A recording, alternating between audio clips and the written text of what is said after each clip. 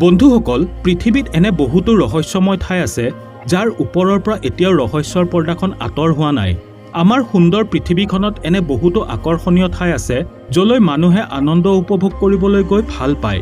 আনহাতে আকৌ পৃথিৱীত এনেকুৱাও বহুতো ৰহস্যময় ঠাই আছে যলৈ মানুহে ভুলতেও কেতিয়াও যাবলৈ সাহ নকৰে।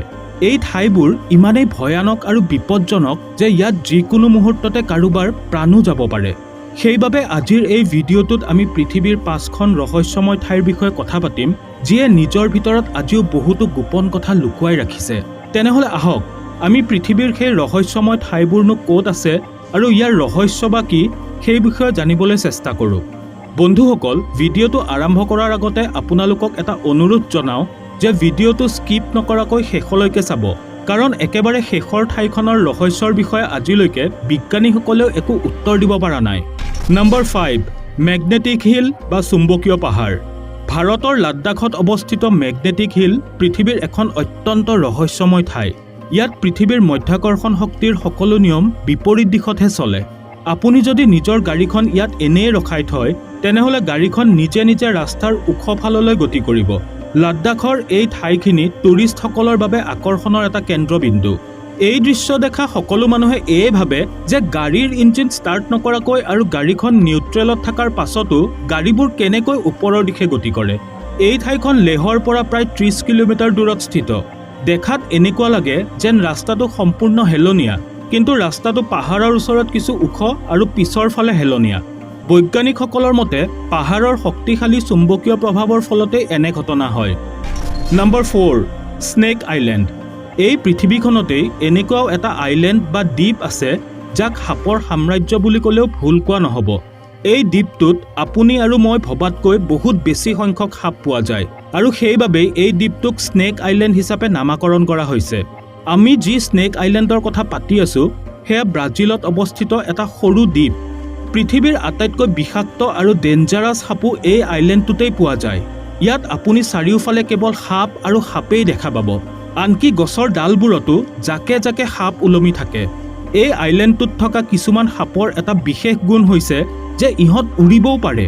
আচলতে ইয়াত সাপৰ এটা প্ৰজাতি পোৱা যায় যাৰ নাম হৈছে ভাইপাৰ। এই প্ৰজাতিৰ সাপ বতাহত উৰিবও পাৰে।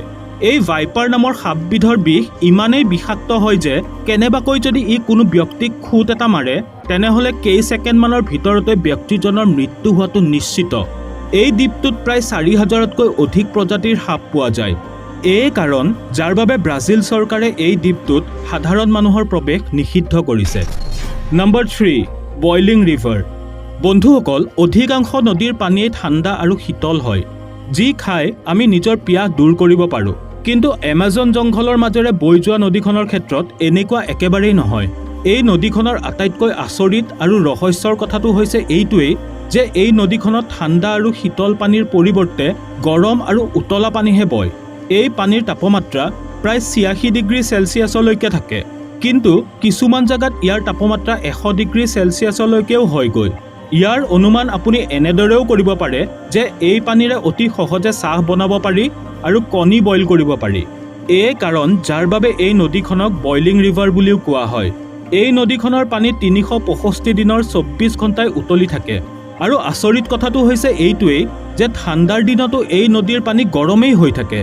এই নদীখনৰ পানী ইমানেই গৰম হৈ থাকে যে ইয়াত পৰিলে যিকোনো মানুহ বা জীৱ জন্তুৰ মৃত্যুও হ'ব পাৰে।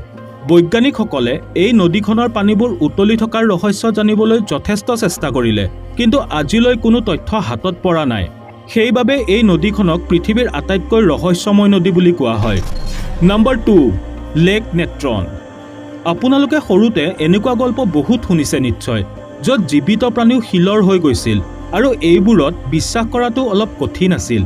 কিন্তু আজি আমি আপোনালোকক এনেকুৱা এটা হ্ৰদ দেখুৱাম য'ত কিবা জীৱ জন্তু বা পশু পক্ষী গৈ যদি পৰে, তেনেহ'লে লগে লগে শিলৰ হৈ যায়। এই হ্ৰদটো অত্যন্ত ভয়ানক। আফ্ৰিকা মহাদেশৰ টানজানিয়া নামৰ দেশখনত অৱস্থিত এই হ্ৰদটো। ৰঙা ৰঙৰ পানীৰে পৰিপূৰ্ণ এই হ্ৰদটো ওচৰৰ পৰা চালে আপুনি বিভিন্ন পশু পক্ষীৰ মূৰ্তি তাত দেখিবলৈ পাব। আচলতে এইবোৰ কোনো মূৰ্তি নহয়, এইবোৰ সেই পশু পক্ষীবোৰৰ মৃতদেহে যি শিলৰ মূৰ্তিৰ দৰে তাত পৰি থাকে। এই দৃশ্যটো দেখিবলৈ অত্যন্ত ভয় লগা।